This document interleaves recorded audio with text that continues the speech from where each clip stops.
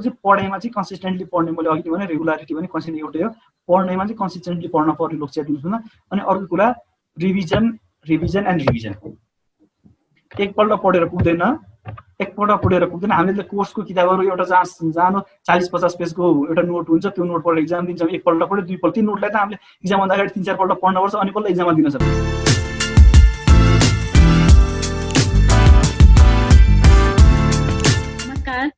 Dynamic youth Nepal दानद्वारा सञ्चालित dynamic talk show post graduation series episode 3 मा यहाँहरूलाई हार्दिक स्वागत गर्न चाहन्छु। आजको यस एपिसोडमा म सृष्टि गैरे र म तारा रेग्मी कार्यक्रम सञ्चालिकाको रूपमा हजुरहरूको साथमा रहनेछौँ।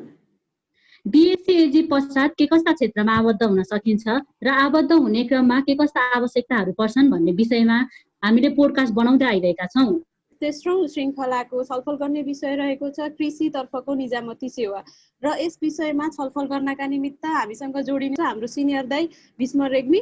र उहाँको बारेमा भन्नुपर्दा उहाँले bachelor in agriculture IAAS Paklihawa क्याम्पसबाट कम्प्लिट गर्नुभएको हो भने हाल उहाँ एएफयू अन्तर्गत रामपुर क्याम्पसमा मास्टर इन एग्रिकल्चर 4औं सेमिस्टरमा अध्ययनरत हुनुहुन्छ र यसका साथसाथै प्रधानमन्त्री कृषि आधुनिकीकरण परियोजना अन्तर्गत डडेलधुरा सुपर जोनमा बागवानी विकास अधिकृतको रूपमा आबद्ध हुनुहुन्छ। र यति भन्दै भीष्म रेग्मी दाइ हजुरलाई कार्यक्रममा स्वागत गर्न चाहन्छौँ।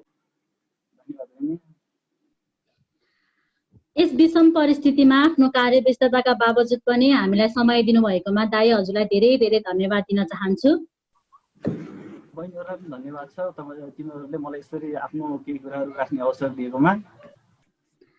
आजको यस कार्यक्रममा चाहिँ हामी औपचारिक अनौपचारिक दुवै कुराहरू गर्नेछौँ र हाम्रो कार्यक्रमलाई चाहिँ हामीले 2 सेगमेन्टमा बाँडेका छौँ। पहिलो सेगमेन्टमा चाहिँ हामीले कसरी अप्लाई गर्ने, फर्म कसरी भर्ने, कस्ता कुराहरू चाहिन्छ भन्ने विषयमा डिस्कस गर्छौँ भने दोस्रो सेगमेन्टमा चाहिँ हामीले नाम निस्किसकेपछि कस्ता कामहरू गर्नुपर्छ भन्ने बारेमा डिस्कस गर्छौँ।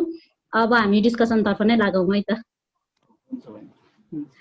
अनि दाइ आजकलको अहिलेको परिवेश हेर्दाखेरि चाहिँ विद्यार्थीहरू कृषिमा धेरै स्कोप छ भनेर आकर्षित भएको देखिन्छ।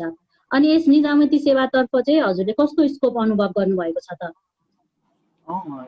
एग्रिकल्चरमा भन्नुपर्दा चाहिँ आजभोलि हाम्रो देशमा चाहिँ स्कोप त राम्रो छ सबैले बुझेअनुसार। किनकि हाम्रो देशमा के छ भने चाहिँ म्याक्सिमम पपुलेसनहरू, देशको म्याक्सिमम हाउसहोल्डहरू चाहिँ कृषिमा निर्भर भएको कारणले गर्दा चाहिँ हाम्रो कृषिमा त्यति विकास नसकेको कारणले गर्दा चाहिँ नेपालमा चाहिँ हामीले कृषिमा गर्न सक्ने ठाउँ धेरै भएको कारणले गर्दा कृषिमा चाहिँ स्कोप राम्रो छ हाम्रो देशमा। र त्यस्तै गरी यदि यो निजामती सेवातर्फ पनि यदि राम्रो इच्छा शक्तिका साथ कसैले निजामती सेवामा प्रवेश गर्न चाहन्छु भन्ने सोचेको छ भने उहाँहरूको लागि पनि निजामती सेक्टरमा स्कोप राम्रो छ। हाम्रो चाहिँ के छ भने चाहिँ अरू देशको तुलनामा हाम्रो देशमा कृषिमा काम गर्ने, निजामती सेवामा काम गर्ने कर्मचारीहरू अहिलेको सन्दर्भमा एकदमै कम छन्। म्याक्सिमम यो हाम्रो देशमा सङ्क्रमणकालीन अवस्थाबाट भर्खर गुज्रेर अहिले माथि आउँदैछ, सङ्घ, प्रदेश र स्थानीय तह भए। अनि यसले गर्दाखेरि कर्मचारी समायोजन गर्दाखेरि चाहिँ के भन्छ भने चाहिँ म्याक्सिमम कर्मचारीहरू चाहिँ सङ्घमा समायोजन भए र अलिकति त्योभन्दा अलिक कम कर्मचारी प्रदेश र स्थानीय तहमा चाहिँ एकदमै थोरै कर्मचारीहरू छन्। दरबन्दीको हिसाबले हेर्दाखेरि स्थानीय तहमा धेरै दरबन्दी छ हाम्रो कृषिको र कर्मचारीहरू के छन्, कम छन्। त्यो कारणले गर्दा हाम्रो यो निजामती सेवामा पनि अहिले कृषि पढेका र पढिरहेका भाइ बहिनीहरूको लागि चाहिँ स्कोप चाहिँ धेरै राम्रो छ निजामती सेवामा नि। भनेपछि दाइ स्कोप चाहिँ जियोस् राम्रो नै छ। अनि दाइ मैले के सोध्न चाहे भन्दा ब्याचलर पछि अधिकांश विद्यार्थीहरू अन्यलतामा हुन्छन्, के गर्ने, कतातर्फ लाग्ने भन्ने मेसो नै पाएको हुँदैनन्। अनि यसमा चाहिँ हजुरको अनुभव कस्तो रह्यो त? मेरो आफ्नो अनुभव चाहिँ भन्नुपर्दा चाहिँ के थियो भने चाहिँ म चाहिँ बिएससी पढ्छु भनेर म +2 पढ्दासम्म चाहिँ मलाई थाहा नै थिएन बिएससी एग्रिकल्चर हुन्छ भन्ने कुरा। जब +2 पढ्दै गए चाहिँ त्यसपछि यो सेकेन्ड इयरतिर चाहिँ अब के पढ्ने, कसो पढ्ने भन्ने भइसकेपछि अनि कता बिएससी एग्रिकल्चर नै हुन्छ भन्ने सुनेपछि अब डक्टर सक्टरतिर लागिन्न, अब बिएससी एग्रिकल्चर पढ्नुपर्छ भन्दै म त्यसपछि त्यो +2 को लास्टतिर चाहिँ बल्ल बिएससी एग्रिकल्चर हुन्छ भने थाहा भएर अब डक्टरतिर लाग्नु न, बिएससी एग्रिकल्चर पढ्नुपर्छ भने त्यसपछि आएको हो। अनि मेरो त पहिलो एमै के थियो भनेपछि छेड्दाखेरि नै अब त्यसपछि थाहा भयो कृषि के हो, एग्रिकल्चर के हुन्छ नि। मलाई चाहिँ के थियो भने चाहिँ म एग्रिकल्चर पढिसकेपछि म सरकारी सेवामै प्रवेश गर्छु भन्ने कुरा त्यसरी गएको थिएँ म चाहिँ सुरुदेखि नै। यस्तो के अब के गर्ने, कसो गर्ने भन्ने कुरा चाहिँ आफूलाई चाहिँ भित्र मन के छ हाम्रो एग्रिकल्चर पढेको बाहिर पनि स्कोप राम्रो छ धेरै। बाहिर जान अरू फिल्ड, नेपालबाट अरू फिल्डमा भन्दा एग्रिकल्चर फिल्डको स्टुडेन्टहरूलाई बाहिर मास्टर डिग्री कम्प्लिट गर्न PhD गर्न बाहिर सेटल हुन जान राम्रो छ स्कोपहरू हामीले सजिलो छ अरूभन्दा चाहिँ हामीले सजिलै एक्सप्लोरसिप नि हामीले सजिलै पाउँछौँ त्यो छ कि आफ्नो इच्छा के छ डेभलपमेन्ट सेक्टरतिर राम्रो छ एग्रिकल्चर पढेकोलाई डेभलपमेन्ट सेक्टरतिर जस्तै एनजिओहरू छन् त्यता जान खोज्ने हो भने चाहिँ आफ्नो गोल चाहिँ म के गर्ने भन्ने कुरा फिक्स गर्ने हो अनि ढुलमुल भन्दा नि जता गए पनि या डेभलपमेन्ट सेक्टरतिर जाने हो या गभर्मेन्ट सेक्टरतिर या विदेश जता जान इच्छा छ त्यता गए चाहिँ जब सबैतिर चाहिँ जस मैले बुझेअनुसार चाहिँ एग्रिकल्चर स्टुडेन्टहरूको चाहिँ जस स्कोप राम्रो छ त्यसैले ढुलमुल हुनुभन्दा आफ्नो गोल फिक्स गर्ने यदि बाहिर जाने कसैलाई इच्छा छ भनेपछि उसले चाहिँ बाहिर जानलाई के गर्नुपर्छ जिआरई गर्ने हो टोफेल गर्ने हो कुन देश जाने हो कसरी गर्ने हो त्यतातिर लाग्ने या गभर्मेन्ट सेक्टरतिर जाने हो भने चाहिँ गभर्मेन्ट सेक्टरलाई के गर्ने त के पढ्ने कसरी पढ्ने त्योतिर लाग्ने यदि डेभलपमेन्ट सेक्टरतिर जाने हो भने चाहिँ एनजिओतिर कसरी लिङ्क बढाउने कसरी जागिर पाउने कसरी एनजिओ कुन एनजिओ राम्रो हुन्छ त्यो सेक्टरतिर जाने कि यसरी गोल फिक्स गरेर गयो भने चाहिँ हाम्रो चाहिँ कतैतिर अनुकूल हुन परेन सबैतिर राम्रो छ कृषि पढेको पक्कै पनि इच्छा शक्ति प्रबल छ भने सफलता पनि अवश्य हासिल गरिन्छ अनि नै यसका लागि चाहिँ के कसरी तयारी गर्नुभयो अनि कस्ता कस्ता पुस्तकहरूलाई चाहिँ हजुरले रिफरेन्स मान्नुभयो त पास गरिसकेपछि चाहिँ मैले के सोचेको थिएँ भने चाहिँ अब कस्तो थियो पहिला मनमा भन्न कस्तो थियो भने चाहिँ एग्रिकल्चर लोकसेवा दिने हो भनेको थियो लोकसेवा दिइसकेपछि मैले पढ्न चाहिँ सुरुदेखि नै पढ्न थालेँ मैले नर्मली अलिअलि अनि खास राम्रोसँग पढेको चाहिँ के थियो के लाग्थ्यो सुरुतिर भन्दाखेरि पहिलो वर्ष हुन्छ पहिलो वर्ष त निस्किँदैन होला फर्स्ट इयर चाहिँ पढौँ जति सकिन्छ मिहिनेत गरौँ अनि ननिस्के पनि यो वर्ष चाहिँ ट्राई हुन्छ अनि कस्तो खाले क्वेसन आउँछ कसरी क्वेसन ट्याकल गर्ने कस्तो सिलेबसहरू के छ कसरी त्यसरी बुझिन्छ र अनि नेक्स्ट वर्ष चाहिँ निकाल्ने तरिकाले जान्छु त्यो टाइपले सुरुतिर त्यो टाइपले सोचेको थिएँ बिस्तारै पढ्दै गएपछि अलिअलि पढ्दै गएपछि चाहिँ पछितिर त होइन राम्रोसँग पढ्नुपर्छ जस निस्क्यो भने नै राम्रो हुन्छ फर्स्ट एटेम्पमा नि सिनियर दाइहरूले निकाल्नुपर्छ त्यो निस्किन्छ भने त्यसरी गएको थिएँ पढ्न पर्दाखेरि मैले चाहिँ खास मेरो आफ्नो अनुभव पढ्दाखेरि चाहिँ तिमीहरूलाई भाइ बहिनीहरूको हिसाबले म चाहिँ त्यो गर्नु पर्ने भाइ बहिनीहरूलाई के भन्न चाहन्छु नि अहिले चाहिँ ब्याचलर पढ्दाखेरि चाहिँ टक्क हुन्छ नि त्यो नलेजहरू चाहिँ लोकसेवा पढ्ने भनेर लोकसेवा किताब हेर्ने किताबहरू पढ्ने भन्दा नि आफ्नो कोर्स मेटेरियलहरू हुन्छ नि कोर्स मेटेरियललाई चाहिँ थोरली पढ्ने क्या कोर्स मेटेरियल चाहिँ मजाले पढ्ने कोर्स मेटेरियलमा भएका साना कुराहरू जुन युनिक कुराहरू हुन्छन् र जुन सानो कुरा हुन्छ त्यो कुराहरू पनि याद हुने त्यसरी पनि कि जस्तै हामीले के हाम्रो आइएसमा के छ भने चाहिँ इक्जाम आउँछ इक्जामको 1 महिना अगाडि पढ्ने सर्भर नोट बनाउँछ नोटमा सर्भर पढ्ने अनि इक्जाम दिने त्यो छ तर यदि लोकसेवामा जाने हो सरकारी सेवा एटेम्प गर्ने भने चाहिँ नोट भन्दा पनि कहिलेकाहीँ बुकहरू पाइन्छ रिफरेन्स बुकहरू पाउँछ नि रिफरेन्स बुकहरू पाउने नलेज लिने टाइप त्यसरी पढ्ने क्या त्यसरी पढ्दा चाहिँ अलिकति हेल्प हुन्छ पछि चाहिँ केही कुराहरू हामीले जुन कुरा कोर्समा पढ्छौँ त्यही कुरा भोलि लोकसेवामा पढ्दाखेरि त्यही कुराहरू फेरि दोहोऱ्याएर पढ्नुपर्छ क्या एकपल्ट हामीले कोर्समा पढ्दाखेरि राम्रो थ्रोली पढ्यौँ भनेपछि त्यो कुराहरू पछि हामीलाई चाहिँ सजिलो हुन्छ त्यस्तो भएको थियो मैले चाहिँ नर्मली किताब गर्दाखेरि जुन हाम्रो कलममा के थियो भने चाहिँ रामपुर थियो रामपुरमा चाहिँ फोटोकपी सेन्टर छ फोटोकपी सेन्टरमा चाहिँ एउटा सेटै पाउँछ कि लोकसेवाको भने त्यस्तो थियो कि हाम्रो होलामा लोकसेवाको सेट पाउँछ भन्थ्यो त्यसमा चाहिँ 10-15वटा किताबहरू हुन्थ्यो त्यो 10-15वटा किताब किन्यो बोकेर लियो अनि त्यो किताबहरू पढ्यो त्यो भन्थ्यो अनि त्यो किताबहरू पाउँछ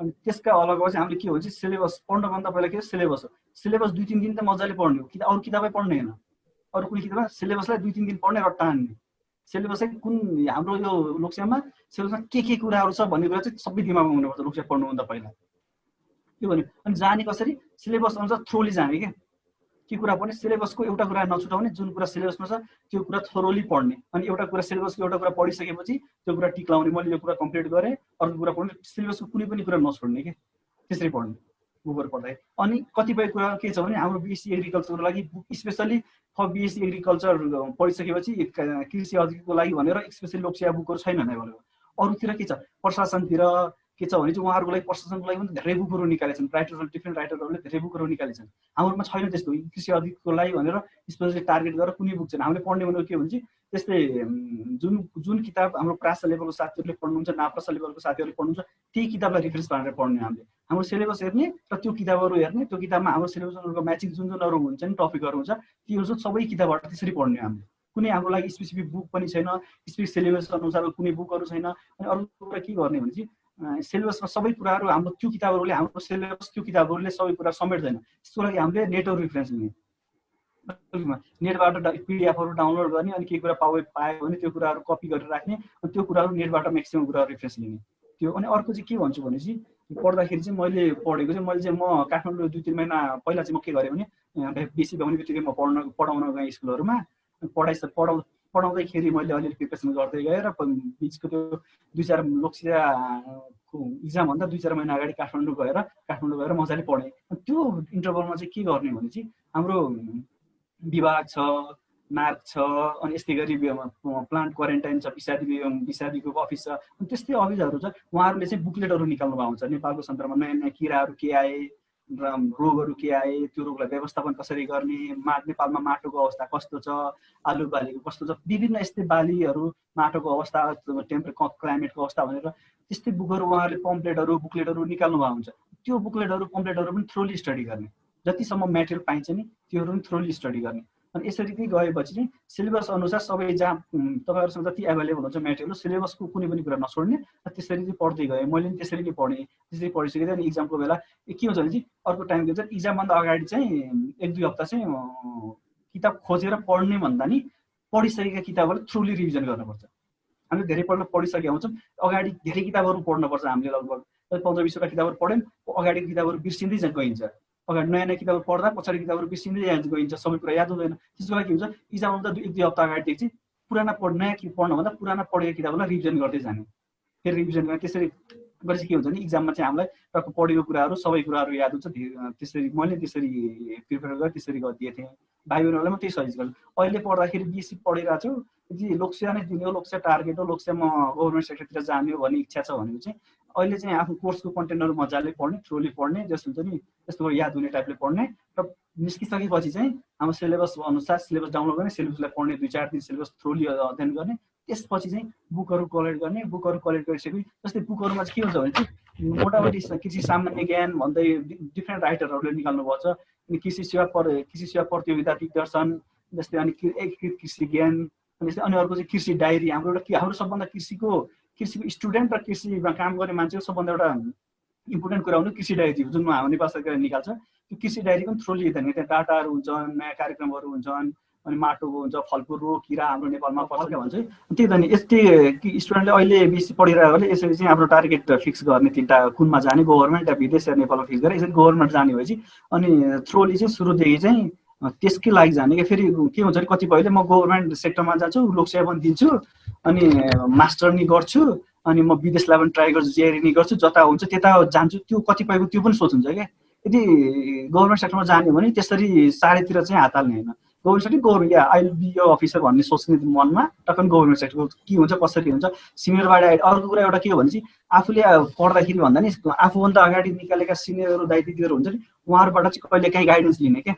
दिदी कसरी पढ्नुभयो त्यो, दाइ कसरी पढ्नुभयो त्यो, यो कुरा कसरी पढ्ने, कुन बुकहरू रिफरेन्स लिने, त्यो कुराहरू चाहिँ लिने क्या। अनि अर्को पढ्दाखेरि के हुन्छ भने चाहिँ कतिपयको बानी के हुन्छ, नोट बनाएर पढ्ने बानी हुन्छ, कतिपयको चाहिँ नोट बिना यत्तिकै पढ्ने बानी हुन्छ। त्यो स्ट्राटेजी आफ्नै तरिकाले पढ्ने हो। कसैले दाइ सिनियरहरूबाट आउँदाखेरि सिनियर दाइले आफ्नो स्टडी सुनाउनुहुन्छ होला, भाइ मैले त सबै कुराहरू एउटा कपीमा टिपोट गरेर नोट बनाएर पढ्थेँ भन्नुहुन्छ भने कसैको बानी के हुन्छ भने नोट बिना चाहिँ आफू थ्रोली पढ्ने र इम्पोर्टेन्ट कुरा मात्र टिप्ने भन्ने हुन्छ।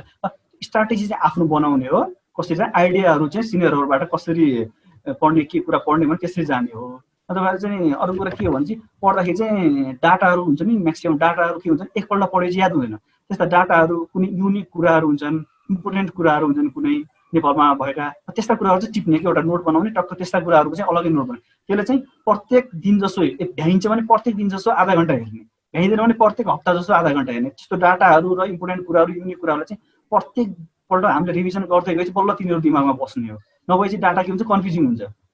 आयो भने जस्तै आयो भने डाटाहरू आयो भने यो डाटा हो कि यो डाटा हो, 1-2पल्ट पढेको डाटाहरूमा चाहिँ कन्फ्युजन हुन्छ। त्यो डाटाहरूलाई त्यसरी पढ्ने, अरू कुराहरू चाहिँ थ्रुली पढ्दाखेरि सिलेबस अनुसार पढ्दाखेरि जो सजिलै राम्रै हुन्छ। पक्कै पनि दाइ, हामीले चाहिँ यो सुरुदेखि नै यदि सरकारी जागिर गर्न छ भने पहिलेदेखि नै तयारी चाहिँ गर्न पर्यो। अनि दाइ यो अर्को कुरा छ नि, नाम निकाल्न चाहिँ 18-20 घन्टा पढ्नुपर्छ भन्छ नि, हजुरले नि 18-20 घन्टा नै पढ्नुभयो त? मैले मेरो अनुभवमा म त्यो चाहिँ भन्दिनँ। रेगुलर पढ्ने हो, रेगुलरिटी दिने हो पढाइमा। के हुन्छ भने रेगुलरली पढ्ने कि आज पढ्यो भोलि साथीसँग घुम्न जान्छु अनि पछि आएर पढिहाल्छु, त्यो चाहिँ गर्ने होइन। पढ्ने रेगुलर, तर 5-7 घन्टा 5-6 घन्टा रेगुलरली पढ्यो भने त्यो चाहिँ पुग्छ जस्तो लाग्छ कि मलाई। मैले आफूले पढ्दाखेरि पनि मैले रेगुलर पढ्दाखेरि के हुन्छ भनेपछि म पनि घुम्न चाहिँ म गइनँ, तर पढ्दाखेरि दिनभरि कोठामै हुन्थेँ, कहिलेकाहीँ साथीहरू गफ गर्थेँ। तर चाहिँ के हुन्छ नि किताब चाहिँ मेरो किताब चाहिँ बेडमा या टेबलभन्दा बाहिर हुन्थेन, नजिकै हुन्थ्यो। तर म पढेको जतिखेर नि टाइम पढेको होइन, कतिखेर मोबाइल चलाउँथेँ, कतिखेर फ्रेस हुन्थेँ, कतिखेर भाइहरूसँग गफ गर्दै गर्दै। तर रेगुलारिटी पढाइमा 5-7 घन्टा चाहिँ रेगुलर पढ्नुपर्छ प्रत्येक दिन जस्तो। पढाइमा रेगुलारिटी चाहिन्छ, त्यो पढ्नुपर्छ भन्दैमा रात दिन पढेको पढाइ गरेर त्यसरी के हुन्छ नि तिमीले एक दिन ल 15 घन्टा पढ्यौ, 14 घन्टा एक दिनभरि पढ्यो भने भोलि के हुन्छ भने त्यसले ह्याम्पर गर्छ कि भोलिको दिनमा। त्यस्तै गरी भोलि पढ्न सकिने नि त। इफोर्ट मान्छेले इफोर्ट चाहिँ एक दिनमा 15 घन्टा इफोर्ट गऱ्यो भने भोलि त्यही अनुसारको इफोर्ट गर्न सक्दैन। त्यसलाई के गर्ने, रेगुलरली एउटै टाइम टेबलमा रेगुलरली इफोर्ट गरेपछि त्यो चाहिँ अलि इफेक्टिभ हुन्छ जस्तो लाग्छ मलाई। अनि दाइ आवेदन फर्म चाहिँ कसरी भर्ने, अनि फर्म भर्दा चाहिँ के डकुमेन्टहरू चाहिन्छ? फर्म भर्दा आवेदन चाहिँ के हुन्छ भने लोकसेवाले हाम्रो अफिसरको लोकसेवा के हुन्छ भने चाहिँ लोकसेवा आयोगको समय तालिका अनुसार प्रत्येक वर्षको कार्तिकको अन्तिम बुधबार खुल्छ सूचना लोकसेवाको। कार्तिकको अन्तिम बुधबार सूचना आउँछ। सूचना आइसकेपछि उसले मानव 21 दिन या 30 दिन 1 महिना टाइम राख्छ फर्म भर्नलाई। अनि हामीले चाहिँ नेटमा चाहिँ उसकै लोकसेवाकै साइटमा गएर अनि एउटा आइडी बनाउनुपर्छ हाम्रो, त्यो आइडीबाट अनि नेटबाटै भर्ने हो फर्म। फर्म भर्दाखेरि हामीलाई धेरै त्यो एसएलसीको त्यो सबै डकुमेन्ट ट्रान्सक्रिप्ट मार्कसिट भइ पुग्छ लोकसेवाको फर्म भर्दाखेरि चाहिँ। Pass transcript marksheet. अनि यसको लागि चाहिँ एप्लाई गर्दाखेरि चाहिँ योग्यता र मापदण्ड चाहिँ कस्तो कस्तो हुन्छ नि? 18 वर्षभन्दा माथि हुनुपर्छ, त्यो नर्मली सबै सके जागी खानालाई 3 मापदण्ड छ, त्यो भयो। योग्यता चाहिँ हामीले यदि अफिसरमा दिने हो भनेपछि अफिसरको लागि चाहिँ के हुन्छ, बीएससी एग्रिकल्चर पास गरेको, अनि त्यो लोकसेवा दिनलाई डिभिजन या मार्क्स समथिङ 80% माथि या 60% तल भने त्यस्तो कुनै मापदण्ड छैन। यदि तपाईँ आफ्नो दिन सक्नुहुन्छ, इच्छा छ भने जतिसुकै मार्क लागेको पास भएको, बीएससी चाहिँ पास भएको, ट्रान्सक्रिप्ट मार्कसिटहरू आएको उहाँले चाहिँ एप्लाई गर्न सक्नुहुन्छ। त्यस्तो कुनै निश्चित मापदण्ड दिन पाउने नपाउने त्यस्तो कुनै छैन। अनि एज लिमिटहरूको कुराहरू के कस्तो छ नि दाइ? 18 वर्षभन्दा मुनि र सायद अहिले पहिला अलिकति बढी थियो, अहिले 35 वर्षभन्दा क्रस नभएको बनाएको छ सायद। 35 वर्ष र 18 वर्ष बिचकोलाई चाहिँ अफिसरको लेभलमा दिन मिल्ने हुन्छ लोकसेवा चाहिँ। अनि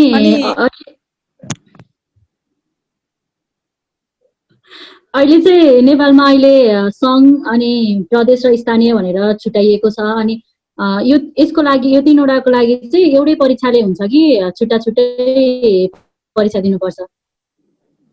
अहिलेको सन्दर्भमा के छ भने यो हाम्रो चाहिँ भर्खर सङ्घ प्रदेश स्थानीय निकायमा कर्मचारी समायोजन भएको नि मोटामोटी 1 वर्ष भयो, 1.5 वर्ष भयो। अनि यसको लागि के छ भने अहिले चाहिँ हाम्रो सङ्घीय निजामती सेवा ऐन जुन सङ्घमा समायोजित भयो नि कर्मचारी, उहाँहरूको लागि सङ्घीय निजामती सेवा ऐन भन्ने त्यो बनाउनुपर्छ।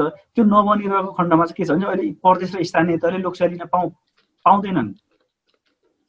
लास्ट इयर इन्जिनियरिङहरूको र अरू फ्याकल्टीहरू इन्जिनियरिङहरूको चाहिँ र अरू फ्याकल्टीहरूको लोकसेवा स्थानीय तहको दियो, त्यो चाहिँ अब सङ्घ अन्तर्गतले लिइदियो। र त्यसको लागि चाहिँ के छ भने उहाँहरूको सिलेबस चाहिँ अहिले चेन्ज भएको छ। मोटामोटी एउटै सिलेबस छ स्थानीय तह र सङ्घको। पछि अब यदि सङ्घीय निजामती सेवा ऐन बनिसकेपछि प्रदेशले आफ्नो निजामती सेवा ऐन बनाउँछ। प्रदेशले बनाइसकेपछि प्रदेशले सङ्घको निजामती सेवा ऐन अन्तर्गत रहेर बनाउँछ। अनि उसले चाहिँ अलिकति चेन्ज गर्न मिल्छ र उहाँहरूले चाहिँ कस्तो प्रावधान राख्नुहुन्छ। भोलि स्थानीय तहको लोकसेवा पनि प्रदेशले लिने हो र प्रदेश अन्तर्गतको लोकसेवा कार्यालयको लागि पनि प्रदेशले लोकसेवा लिने हो। र उहाँहरूले चाहिँ के गर्नुहुन्छ, भोलि त्यो प्रदेश निजामती सेवा ऐनमा कस्तो लाग्नुहुन्छ, प्रदेश लोकसेवा भन्छ, प्रदेश लोकसेवाले कस्तो सिलेबसहरू बनाउँछ त्यो अनुसार भर्नुपर्छ। अहिले नै यही अहिलेको कन्डिसनमा चाहिँ स्थानीय तह र प्रदेशमा चाहिँ थाई लोकसेवा लिन मिलिरहेको छैन। माथिको लोकसेवा आयोग र प्रदेश निजामती सेवा ऐन नबनेको खण्डमा र अहिले चाहिँ यो खण्डमा त सिलेबस चाहिँ त्यस्तो फरक बनिरहेको छैन, एउटै सिलेबसले काम गरिरहेछ। अनि दाइ यो के अरे निजामती सेवामा राजपत्र अङ्कित र अनङ्कित भन्ने नि हुँदो रहेछ, यो भने चाहिँ के रहेछ खासमा? राजपत्र अनङ्कित प्रथम र द्वितीय भन्ने हुन्छ। के हुन्छ भने चाहिँ अरू प्रशासनतिर सुब्बा खड्दार भने जस्तै हाम्रोमा के हुन्छ भने राजपत्र अनङ्कित प्रथम र द्वितीय भन्ने हुन्छ। प्रथम भनेको प्रास भन्छन्, हाम्रोतिर प्राविधिक सहायक भन्छन्, र द्वितीय भनेको के भन्छन्, नाप्रास भन्छन्, नायब प्राविधिक सहायक भन्छन्। र राजपत्राङ्कित भन्छ एउटा, प्राप्ति भनेको अफिसर लेभलको थर्ड क्लास लेभलको राजपत्राङ्कित भन्छ। र थर्ड क्लासमा तल प्रास लेभल र नाप्रास लेभल चाहिँ राजपत्र अनङ्कित भन्छ कि यो चाहिँ छुटा छ यो दुईटामा चाहिँ। अनि यसमा चाहिँ यो श्रेणीविहीन भन्ने चाहिँ हुन्छ कि हुँदैन? के हुन्छ नि पहिला चाहिँ कार्यालय सहयोगीहरू हुन्छ नि, उहाँहरू अफिसमा काम गर्ने कार्यालय सहयोगी उहाँहरूलाई चाहिँ श्रेणी बिनमा राख्थ्यो। अहिले चाहिँ त्यस्तो श्रेणी बिन भन्ने त्यस्तो लोकसेवा खोल्ने त्यस्तो गराएन। अनि दाइ यो खुल्ला र आरक्षण कोटाहरूको चाहिँ के कस्तो प्रावधान रहेको छ त नि? आरक्षणमा चाहिँ यति छ, खुल्लामा चाहिँ अहिले लास्ट अब चाहिँ नयाँ निजामती सेवा के बन्छ त्यो उहाँहरूले कसरी त्यसलाई कति % राख्नुहुन्छ त्यो चाहिँ बन्न बाँकी नै छ। अब चाहिँ तिमीहरूलाई काम लाग्ने भाइ बहिनीहरूलाई काम लाग्ने भनेको के हो, अब चाहिँ निजामती सेवा बन्दैछ त्यसमा चाहिँ कस्तो प्रावधान राख्छ त्यसले चाहिँ चेन्ज गर्दैछ नि अलिकति। पहिला के थियो भने चाहिँ 100%मा 40% चाहिँ आरक्षणमा जान्थ्यो अनि 60% खुल्लामा जान्थ्यो। अनि त्यसरी चाहिँ 40% महिला, दलित, जनजाति, पिछडिएको भनेर उहाँहरूले चाहिँ त्यसै पर्सेन्ट छुटाउनु पर्छ। महिलालाई अलिकति बढी अनि त्यसपछि जनजाति, त्यसपछि मधेसी, त्यसपछि दलित, त्यसपछि पिछे भनेर यसरी छुट्याएको थियो। अब चाहिँ नयाँ निजामती सेवा ऐनले चाहिँ 50-50 गर्ने कि या 50 खुल्लामा र 50 आरक्षणमा राख्ने कि या 40-60 गर्ने कसरी जाने भन्ने कुरा त्यो ड्राफ्टको लेभलमै छ। उहाँले ड्राफ्ट बनाएर मन्त्रीपरिषदमा पेश गरेपछि त्यसपछि चाहिँ निश्चित हुन्छ। भाइ बहिनीहरूको चाहिँ अब नयाँ आउँदैछ आरक्षणको कुरा, त्यसपछि चाहिँ तपाईँहरूलाई चाहिँ त्यो सजिलो हुन्छ। पक्कै पनि दाइ। अनि दाइ यो फर्म भरेको कति दिन पछाडि चाहिँ इक्जामहरू हुन्छ अनि त्यो आफ्नो केन्द्रहरू चाहिँ कता कता परेको छ भनेर चाहिँ कसरी थाहा पाउने? फर्म भरेको हाम्रो पालामा के थियो भने चाहिँ हामीले कार्तिकमा फर्म भर्यौँ अनि फागुन माघमा चाहिँ इक्जाम भयो। भनेपछि कार्तिक मङ्सिर पुस माघ 4-5 महिना 3-4 महिना भनौँ न। लोकसेवाको सेड्युल के 3-4 महिना फर्म भरेको 3-4 महिनापछि चाहिँ रिटर्न इक्जाम हुन्छ। त्यसरी रिटर्न इक्जाम हुन्छ। रिटर्न इक्जाम हाम्रो मैले दिँदा कस्तो थियो भने चाहिँ तिमीहरूले पढ्छौ जस्तै एग्रिकल्चर एक्सटेन्सन पढ्छौ, हर्टिकल्चर पढ्छौ, प्लान्ट प्रोटेक्सन पढ्छौ, इकोनोमिक्स पढ्छौ नि। हाम्रो पालामा के थियो बेग्लै एक्सटेन्सनको लागि, हर्टिकल्चरको लागि, इकोनोमिक्सको लागि बेग्लै फर्स्ट पेपर नि बेग्लै, सेकेन्ड पेपर नि बेग्लै, सबै विधाको लागि बेग्लै परीक्षा हुन्थ्यो। अब के छ अहिले के भइरहेछ भने चाहिँ फर्स्ट पेपर चाहिँ सबैलाई एउटै। फर्स्ट पेपर भनेको के हुन्छ भने फर्स्ट पेपरमा चाहिँ अब्जेक्टिभ क्वेसनहरू हुन्छ 100 मार्कको अब्जेक्टिभ क्वेसन। त्यो चाहिँ सबै एक्सटेन्सनले पनि त्यही दिने, प्लान्ट प्रोटेक्सनले पनि त्यही दिने, इकोनोमिक्सले त्यही दिने, एउटै हुन्छ।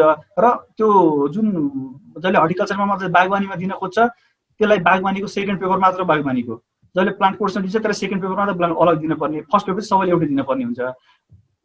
ल अनि दाइ यो मौखिकको अनि प्रक्रिया चाहिँ कस्तो छ नि? लिखितको त भनि नै हाल्नुभयो, मौखिकको नि भनिदिनुहोस्। हामीले लोकसेवा एक्जाम दिएको मतलब 4-5 महिनापछि चाहिँ रिजल्ट आउँछ लिखितको रिजल्टमा चाहिँ मोटामोटी यदि 10 जनाको सिट छ भने चाहिँ 3 जना एक्स्ट्रा 3-4 जना एक्स्ट्रा निकाल्छन् लेख्नु लागि भनेर 3-4 जना एक्स्ट्रा निकाल्छन्। अनि मौखिकको चाहिँ इन्टरभ्यू मौखिकमा के छ भनेपछि उहाँले डेट फिक्स गर्नुहुन्छ। मौखिक दुईटा हुन्छ। मौखिक के छ भने हाम्रो अफिसर लेभलको लागि चाहिँ अफिसर लेभल चाहिँ एउटा के हुन्छ भने ग्रुप डिस्कसन टाइपको हुन्छ। एउटा उहाँहरूले एउटा टपिक दिनुहुन्छ कुनै नेपालको संविधान या बाल अधिकार या समथिङ जे हुन्छ नि, सुशासन, त्यस्तो जुन चाहिँ एउटा टपिक दिन्छ त्यो टपिकमा 4-5 जना बसेर डिस्कस गर्ने र आफ्नो कुराहरू राख्ने ग्रुपमा। त्यो सम्बन्धी आफूले के बुझाइ छ आफ्नो त्यो कुरा राख्ने र हाम्रो इन्टरभ्यू लिने सरहरू अगाडि बस्नु आउँछ उहाँहरूले हाम्रो एनालाइसिस गर्नुहुन्छ कि ग्रुप डिस्कसनमा चाहिँ हामीले कतिको आफ्नो तर्कहरू राख्न सक्छौँ त्यो कुराहरू हामीले त्यो टपिक अनुसारको हाम्रो एटिट्युड कस्तो छ त्यो टपिक अनुसार त्यो कुराहरू चेक गर्नलाई उहाँहरूले बसेर हामीलाई निहाल्नुहुन्छ र हामीले चाहिँ ग्रुप डिस्कसनमा त्यो आफ्नो कुराहरू राख्ने एउटा त्यो हुन्छ। त्यसो अर्को चाहिँ इन्टरभ्यू हुन्छ, डाइरेक्ट इन्टरभ्यूमा चाहिँ हामीसँग के हुन्छ भने एउटा लोकसेवाको मान्छे हुनुहुन्छ अनि एउटा चाहिँ एग्रिकल्चर स्पेसलिस्ट भनेको विषय विज्ञ हाम्रो एग्रिकल्चर रिलेटेड हुन्छ, अर्को साइकोलोजी रिलेटेड हुनुहुन्छ। यस्तै 4 जना हुनुहुन्छ। उहाँहरूले चाहिँ आफ्नो यदि साइकोलोजी आफ्नो प्रशासन सम्बन्धी या हाम्रो विषयवस्तु सम्बन्धी या हाम्रो साइकोलोजी चाहिँ हाम्रो एटिट्युड चेक हुन्छ, हाम्रो त्यो कुराहरू चेक गर्नलाई उहाँले त्यसरी क्वेसनहरू सोध्नुहुन्छ। इन्टरभ्यू मोटामोटी 30-40 मिनटको हुन्छ र उहाँले अब क्वेसन सोध्ने, हामीले चाहिँ एन्सर दिने। यसमा चाहिँ के गर्नुपर्छ एउटा अर्को इन्टरभ्यूमा भनेपछि भाइ बहिनीहरूलाई फेस गर्दाखेरि कहिले पनि आफूलाई फेक देखाउनु हुन्न कि इन्टरभ्यूमा, रियालिटी आफू जे हो त्यो देखाउने कि कहिले अर्को कुरा नेगेटिभ एटिट्युड देखाउने होइन, जहिले पनि पोजिटिभ एटिट्युड देखाउने। आफ्नो कुनै कुरा आएन, ल कुनै क्वेसन तिमीलाई सोध्यो त्यो कुरा तिमीलाई आएन भनेपछि त्यसलाई चाहिँ गफ दिने टाइपले हुन्छ नि, आउने टाइपले यस्तो हुनसक्छ सर यो हो यस्तो हो भनेर गफ दिने टाइप त्यसरी नभन्ने कि आउँदैन भने सर मलाई यो क्वेसन आएन भन्ने त्यसरी के त्यो भन्ने, आउने कुराहरूलाई स्पष्ट भन्ने। अनि जुन कुरा कस्तो हुन्छ भने कतिपय कुराहरू इन्टरभ्यू गर्नेले एनालाइटिकल क्वेसनहरू दिनुहुन्छ कि मतलब त्योमा चाहिँ एटिट्युड चेक गर्नलाई क्या यो सम्बन्धी तिम्रो एटिट्युड कस्तो छ, अब त्यो विषयवस्तु भन्दा नि एटिट्युड चेक गर्नलाई यो मान्छे यो सम्बन्धी केही कुरा सम्बन्धी नेगेटिभ छ कि पोजिटिभ छ त्यो हुन्छ। अनि कहिले पनि त्यस्तो कुराहरूमा चाहिँ आफ्नो पोजिटिभ एटिट्युड सो गर्ने क्या, आफू जे हुने त्यो सो गर्ने कि म राम्रो छु जस्तै हुन्छ नि, मलाई सबै कुरा आउँछ सर, म यस्तो गर्छु। कसैले सोध्यो तपाईँ कृषि अधिकृत बन्यो भने के गर्नुहुन्छ भनेपछि सर म त कृषिको एकदम विकास गर्छु, अहिले सबै कुरा राम्रो छु, जताततै फलफुल बनाउँछु, तरकारीमा यति जिटिपी बढाउँछु, त्यो टाइपको गफ दिने त्यस्तो कुराहरू भन्ने होइन। त्यस्तो अलिकति पोजिटिभ एटिट्युड आफू जियौँ त्यो कुराहरू भन्ने कि इन्टरभ्यूमा चाहिँ। पक्कै पनि। अनि दाइ हामीले सुन्दै आएका छौँ होइन, सोर्स फोर्स पनि लाग्छ भन्ने कुराहरू, अनि यो कतिको सत्य हो कतिको भ्रम हो यो कुरा? लोकसेवामा चाहिँ सोर्स फोर्स 0, एकदम निष्पक्ष हुन्छ लोकसेवा। जसले मेहनत गरेछ, जसले जो डिजर्भिङ छ लोकसेवा सिभिल सर्भिसको लागि, सिभिल सर्भिस त्यो चाहिँ आउँछ लोकसेवामा। नो सोर्स फोर्स रिटर्नमा नि होइन, इन्टरभ्यूमा होइन, लोकसेवामा सोर्स फोर्स लाग्दैन। त्यो ढुक्क भएर बसेको छ बहिनीहरूले। ठिक छ, त्यसो भए चाहिँ सोर्स फोर्स नहुने भए चाहिँ सबैले जोस् आफ्नो योग्यता अनुसारको त्यो काम चाहिँ जोस् पाउने नै भए। अनि अब नाम पनि निस्क्यो, सबै इन्टरभ्यू नै भयो, अब यसको नियुक्ति प्रक्रिया चाहिँ कस्तो हुन्छ नि?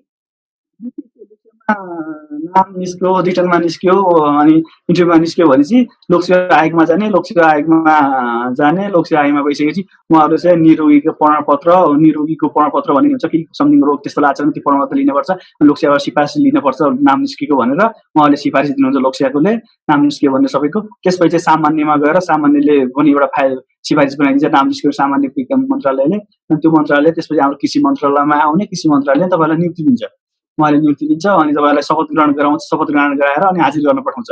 कता हुन्छ भने हाम्रो पालामा त्यही थियो, हामी चाहिँ गयौँ, यस्तो कस्तो एक्साइटेड हुन्छ भनेपछि नाम निस्क्यो भोलिपल्ट सबैजना लोकसेवामा भेटिन्छन् क्या। नाम निस्क्यो एक दिन कसैले ढिलो गर्दैनन् क्या, नाम निस्क्यो भोलिपल्ट सबै लोकसेवामा भेटिन्छन्, अनि सबैजना गएर अनि त्यहाँबाट त्यो लोकसेवाबाट सिफारिस लिएर सामान्यमा गएर त्योबाट अनि ल्याएर अनि मन्त्रालयमा आएर मन्त्रालयमा चाहिँ नियुक्ति दिन्छ उहाँले, अनि हामी सबैले शपथ ग्रहण गराउँछ। भोलि हामी यो सेवामा प्रवेश गरिसकि देश र जनताको एकदम निष्पक्षका साथ सेवा गर्छ भने शपथ ग्रहण गराउने, अनि उहाँहरूले हाजिर गराउन विभाग पठाउनुहुन्छ। अनि हाम्रो पालामा त्यस्तो सिस्टम अब चाहिँ यो सङ्घीय निजामती सेवा आइसकेपछि प्रदेश, स्थानीय र सङ्घको फरक हुनसक्छ, उहाँको आफ्नो नियुक्ति दिने प्रक्रियाहरू उहाँले कसरी दिनुहुन्छ त्यो फरक हुन्छ। हाम्रोमा चाहिँ त्यसरी थियो, अनि हामीले गएर विभागमा हाजिर गऱ्यौँ, अनि 8 दिन विभागमा हाजिर गरेर अनि सेवाकालीन हाम्रो सेवा प्रवेश तालिम हुन्छ 1 हप्ताको। अब गइसकेपछि सुरुमा त कसरी डिल गर्ने पढेर गएको हुन्छ, अनि उहाँहरूले चाहिँ सुरुमा आइडिया दिनुहुन्छ, सेवा तालिम दिनुहुन्छ 1 हप्ताको, अनि यसरी गएर डिल गर्ने, यस्तो कुराहरू गर्ने, काम यसरी गर्ने, यस्तो कामहरू हुन्छ, हाम्रो विभागले यसरी काम गर्छ भनेर उहाँले 1 हप्ताको तालिम दिनुहुन्छ। अनि त्यसपछि उहाँले हाम्रो स्पेसिफिक साइटहरूमा या अफिसहरूमा खटाउनुहुन्छ, त्यहाँबाट त्यसरी हुन्छ। कसरी जाने भन्ने कुरा हुन्छ, सिभिल सेक्टरमा जाने भनेपछि एउटा आफ्नो स्ट्राटेजी अनुसार चाहिँ हामी अगाडि बढ्नुपर्छ। अनि यदि के गर्ने सुरुमा गाइडेन्स के हुन्छ नि, गाइड के कसैबाट सोध्ने कि आफूभन्दा सिनियरबाट कसरी जाने एउटा गाइडलाइन्स हुनु पऱ्यो सुरुमा, सबभन्दा पहिला कि कसैबाट आइडिया लिनु पऱ्यो, कसरी गर्ने, के पढ्ने छ, लाइक काम कि मेटेरियल कहाँ पाइन्छ, कसरी पाउँछ, त्यो एउटा गाइडेन्स लिने।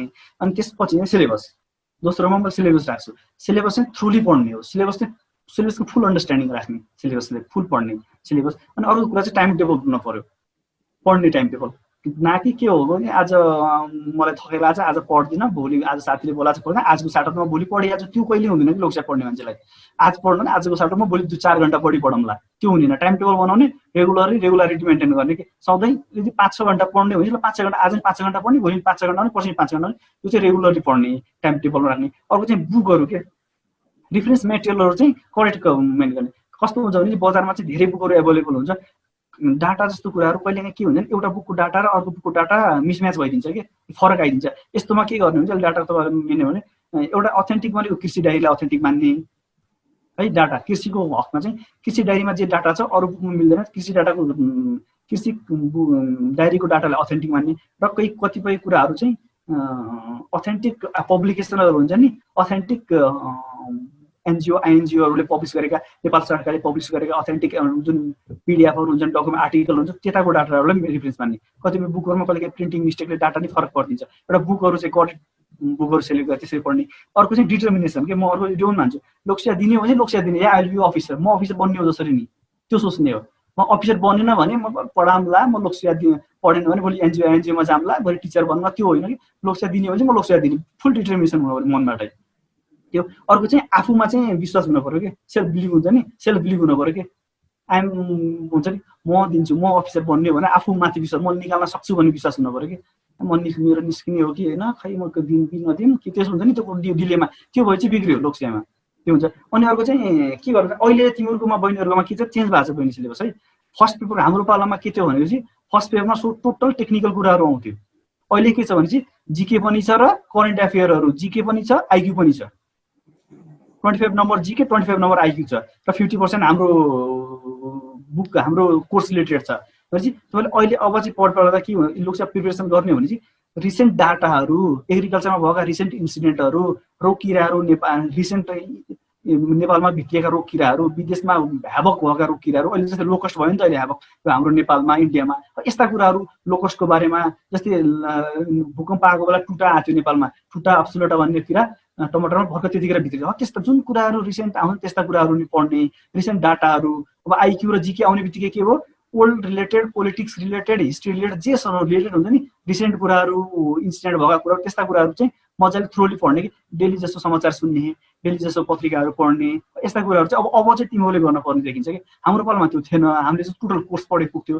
तिमीहरूको पालामा के छ भने त्यस्ता कुराहरू नि अलिक ध्यान राख्न पर्ने हुन्छ एउटा त्यो अर्को चाहिँ नोटहरू चाहिँ बनाउँदाखेरि मैले भने नोटको पनि अघि कुरा आयो अर्को कुरा नोटहरू त्यो तिमीहरूले एकपल्ट केही कुरा सुन्यौ या रेडियोमा केही कुरा सुन्यौ या कतै केही कुरा पढ्यौ नेटमा केही कुरा पढ्यो भने चाहिँ त्यस्तो कुराहरू म पढ्छु याद गरिहाल्छु भन्ने होइन केही कुरा युनिक भेट्यो भने त्यसलाई नोट गर्ने टिप गर्ने आफूलाई अप्ठ्यारो लाग्ने कुराहरू आफूलाई एकपल्ट याद नहुने कुराहरू थ्रुली नोट बनाउने त्यो नोटलाई रेगुलरली रिभिजन गर्दै जाने त्यसरी जाने नोटहरू गर्ने अनि अर्को चाहिँ पढाइमा चाहिँ कन्सिस्टेन्टली पढ्ने मैले अघि भने रेगुलारिटी पनि कन्सिस्टेन्ट एउटै हो पढ्नेमा चाहिँ कन्सिस्टेन्टली पढ्न पर्ने लोकसेवा दिनुहोस् न अनि अर्को कुरा रिभिजन एन्ड रिभिजन एकपल्ट पढेर पुग्दैन हामीले कोर्सको किताबहरू एउटा जानो 40-50 पेजको एउटा नोट हुन्छ त्यो नोट पढेर एक्जाम दिन्छौँ एकपल्ट पढ्यो दुईपल्ट त्यो नोटलाई त हामीले एक्जाम भन्दा अगाडि 3-4 पल्ट पढ्नुपर्छ अनि पल्ट एक्जाममा दिन सक्छौँ लोकसेवा भनेको भास्ट हो धेरै कुराहरू कहाँबाट सोध्छ थाहा हुँदैन त्यसको लागि जति कुरा पढ्छौँ नि अगाडि पढ्दै गए पछाडि बिर्सिँदै गइन्छ त्यसको लागि के गर्ने रिभिजन एन्ड रिभिजन त्यो चाहिँ यसरी तिमीहरूले गयो भनेपछि चाहिँ सायद सक्सेस हुन्छ जस्तो लाग्छ सिभिल सर्भिसमा मैले चाहिँ यो चाहिँ मेरो कुरा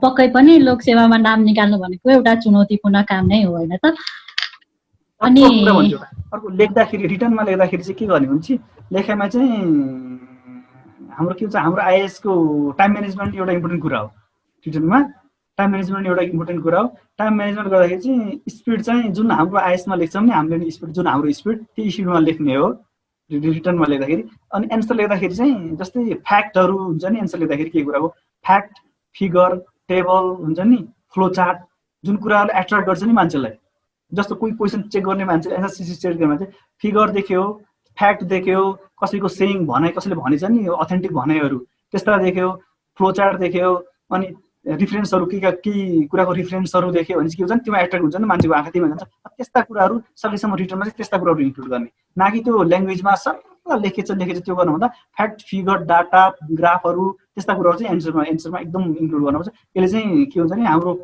अरूभन्दा हामीलाई डिफ्रेन्ट देखाउँछ कि अरूभन्दा हामीलाई अलिक राम्रो देखाउँछ यस्तो कुराहरूले अनि चेक गर्ने मान्छेले के हुन्छ नि उहाँहरूलाई एक दिनमा 10-15वटा पेपर चेक गरेर आउनुहुन्छ उहाँलाई किन मोनोटोनस हुन्छ कि पेपर चेक गर्दा जब यस्ता कुराहरू देख्नुहुन्छ नि फ्याक्ट फिगर हुन्छ आँखा त्यहीँ जान्छ र वा राम्रो छ भन्दै अनि हामीले चाहिँ अलिकति हाम्रो राम्रो हुन्छ कि पर्फर्मेन्स उहाँहरूले अलिकति राम्रो इभ्यालुएसन गर्नुहुन्छ कि हामीले अनि हामीलाई चाहिँ नम्बर पनि बढी आउने भयो यसरी चाहिँ अलिक हामीभन्दा अलिकति चान्स बढी हुन्छ कि हेर्दाखेरि अनि दाइ यसमा चाहिँ ह्यान्ड राइटिङले फरक पार्छ कि पार्दैन टक्क राम्रो ह्यान्ड राइटिङलाई चाहिँ धेरै मार्क्स दिन्छ फ्रेङ्कली भन्दा मतलब मेरो केसमा त्यस्तो राम्रो ह्यान्ड राइटिङ थिएन मैले त्यही कुरा सोच्थेँ कि लोकसेवा दिनुभन्दा पहिला चाहिँ ला मेरो ह्यान्ड राइटिङ राम्रो छैन म त फास्ट लेख्छु कि फेरि मेरो स्पिड चाहिँ म्याक्सिमम छ ह्यान्ड राइटिङ चाहिँ त्यस्तो राम्रो छैन स्पिड चाहिँ मेरो म्याक्सिमम छ मैले सोच्थेँ ला मेरो ह्यान्ड राइटिङ राम्रो छैन मेरो त निस्किनु होला नम्बर काटिदिन्छ त्यसले चाहिँ त्यति फरक पार्दैन जस्तो लाग्यो मलाई बुझ्ने हुन पर्यो ह्यान्ड राइटिङ हामीले भनेको कुरा उहाँ चेक गर्नेले बुझ्ने हुन पर्यो र त्यो ह्यान्ड राइटिङ चाहिँ त्यस्तो राम्रो र त्यसले अलिकति फरक पार्ने कुरा नै भयो झट्ट हेर्दाखेरि भन्नुहुन्छ नि र ह्यान्ड राइटिङमा रिफ्रेन्स जान्छ त्यो कुरा पार्ने त्यस्तो धेरै मेरो केसले चाहिँ मैले त्यस्तो धेरै पार्छ जस्तो चाहिँ लागेन मैले लेख्न राम्रो लेखेको थिएँ ह्यान्ड राइटिङ त्यस्तो राम्रो थिएन ठिक्क थियो बुझ्ने थियो त्यो कारणले गर्दा ह्यान्ड राइटिङ त्यति असर पर्दैन यो स्पष्ट चाहिँ हुनु यो ल्याङ्ग्वेजको कुरा चाहिँ इङ्ग्लिसमा लेख्ने नेपालीमा लेख्ने भन्ने के कस्तो छ फरक पर्दैन बहिनी ल्याङ्ग्वेज पनि लोकसेवामा चाहिँ जुनमा लेखिने हुन्छ यहाँ इङ्ग्लिसमा आउने इङ्ग्लिसमा लेख्ने मैले पनि कुनै कुराहरू के हुन्छ नेपालीमा त धेरै लेख्न आउँथ्यो नेपालीमा लेख्दै थिएँ कुनै कुरा इङ्ग्लिसमा आउँथ्यो इङ्ग्लिसमा लेख्दै त्यस्तो हुन्छ कि हाम्रो फेरि पढ्ने मेटेरियलहरू सबै नेपालीमा छ एउटा प्रब्लम त्यो हुन्छ कि हामीले पढ्ने रिफरेन्स मेटेरियल हाम्रो सबै नेपालीमा छ कहिलेकाहीँ इक्जाममा चाहिँ क्वेसन आइदियो भने त्यही रिफरेन्स मेटेरियल इङ्ग्लिसमा नेपालीमा याद आइदिन्छ कि इङ्ग्लिसमा भन्दा त्यही कुरा लेख्नु पर्ने हुन्छ। त्यो कारण इङ्ग्लिस नेपाली रिटर्नले केही फरक पर्दैन, जुनमा आफूलाई कम्फर्टेबल लाग्छ, जुनमा राम्रो लेख्न सक्छु जस्तो लाग्छ त्यसमा लेख्ने। अनि चाहिँ अब हामी चाहिँ यसो अब नाम निस्किसके पछाडिको त्यो हुन्छ नि कुराहरूतर्फ लागौँ सेगमेन्ट 2 मा। अनि अब हुन्छ नि त त्यो ब्याचलर पछिको त्यो अन्योलता अनि एकदम त्यो प्रिपेरेसन गर्दाको त्यो झन्झट प्रेसर, त्यस पछाडि जुन अब नाम निकाल्नु भयो यता अब लोकसेवातर्फ आउनुभयो, अनि त्यसपछिको खुसीलाई चाहिँ कसरी साट्नुहुन्छ हजुरले? के हुन्छ भने होइन म फ्रेङ्कली सेयर गर्दाखेरि चाहिँ लोकसेवाको रिजल्ट आयो नि, रिजल्ट होइन मैले चाहिँ आफ्नो अनुभव के रिजल्ट आयो, लोकसेवा रिजल्ट आउँदा जुन दिन आउँछ भन्थ्यो नि त्यो दिन बिहानदेखि मुटु एकदम ढक ढक ढक ढक ढक हुने, एकदम डर लाग्ने त्यस्तो भइरहेको थियो आउने दिनमा चाहिँ। अनि जब रिजल्ट आयो नि नाम निस्कियो भनेर सुन्दाखेरि मैले चाहिँ सायद त्यो रिजल्ट आउने दिन मैले जिन्दगीमा एक दिनमा त्यति काम गरेको थिएन, त्यति काम गरेँ कि रुम सफा गरेर आफ्नो त्यो ध्यान हुन्छ नि ध्यान डाइभर्ट गर्नलाई कि त्यो लोकसेवाको रिजल्ट भन्दा बाहिर डाइभर्ट गर्नलाई यति धेरै काम गर्ने, त्यो रुमको सरसफाइ गर्ने, लुगा धुने, सब गर्ने, मिलाउने, यो गर्ने, यति धेरै काम त्यस्तो त्यति प्रेसर थियो त्यो रिजल्ट आउने दिन चाहिँ।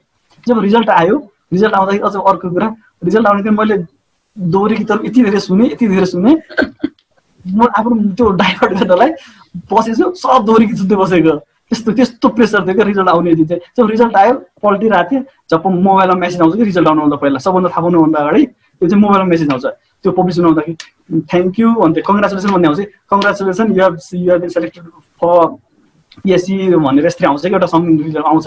अनि ठ्याक्क मेसेज बज्यो, म र मेरो साथी सँगै थियौँ है, म त्यही इन्सिडेन्ट ठ्याक्कै सेयर गर्न चाहन्छु। म र मेरो साथी सँगै थियौँ, बसिरहेको थियौँ, दुइटैले लोकदोहोरी गीत सुनिरहेको थियौँ, भिडियो हेरिरहेको थियौँ।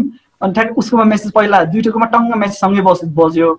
अनि उसले चाहिँ मेसेज मैले चाहिँ ह्यान्ड लगिदिएछु कि कसको मेसेज होला, यतिखेर झन् प्रेसर छ त्यसमा कसको मेसेज आयो भने मैले मेसेजलाई बसाइ गरेन। उसले चाहिँ मेसेज फ्याक्ट हेऱ्यो, उसले चाहिँ कङ्ग्रेचुलेसन भन्नु आएको छ, अनि उसले कोही मलाई त कङ्ग्रेचुलेसन भन्दै आयो भन्यो। अनि मैले त ला मेरो पनि मेसेज आएको छ, मेरो के आएछ अरे बोलेर मैले पनि त्यही आयो, मेरो ठ्याक्कै मेसेज कि त्यतिखेर चाहिँ मेरो म त कस्तो थियो नि वा सक टाइप हुन्छ नि ला भन्ने टाइपको आयो क्या, कस्तो हुन्छ नि त्यो थर्र काँपे जस्तो हुन्छ नि, कस्तो खुसीले क्या थर्र काँपे जस्तो त्यस्तो खुसी कि त्यो हुन्छ नि थर्र काँपे जस्तो कस्तो के हुन्छ नि कस्तो त्यो बेग्लै थियो त्यतिखेर मेरो अनुभव। त्यसपछि चाहिँ निस्किसकेपछि अब साथीहरूले सबैले कङ्ग्रेचुलेसन भन्दै सबैले फोन गर्ने, यस्तो निस्क्यो उस्तो निस्क्यो भन्दाखेरि त्यतिखेर घरबाट सबैबाट फ्यामिली बुवा आमा सबैबाट आउँछ नि त्यो एप्रिसिएसन आउँछ। त्यो एप्रिसिएसनले चाहिँ धेरै खुसी दिन्छ कि जुन मैले यति मेहनत गरेँ नि, जुन मेरो ड्रिम थियो त्यो ड्रिम आज एचिभ भयो। मलाई के लाग्थ्यो नि यो मेरो एउटा फाइनल ड्रिम थियो, मैले सबभन्दा जिन्दगीको सबभन्दा ठुलो ड्रिम एचिभ गरेँ भन्ने त्यो कुरा चाहिँ एउटा हुन्छ नि त्यस्तो चाहिँ फिल आएको थियो कि त्यस्तो खुसी लाग्छ त्यतिखेर आइसकेपछि।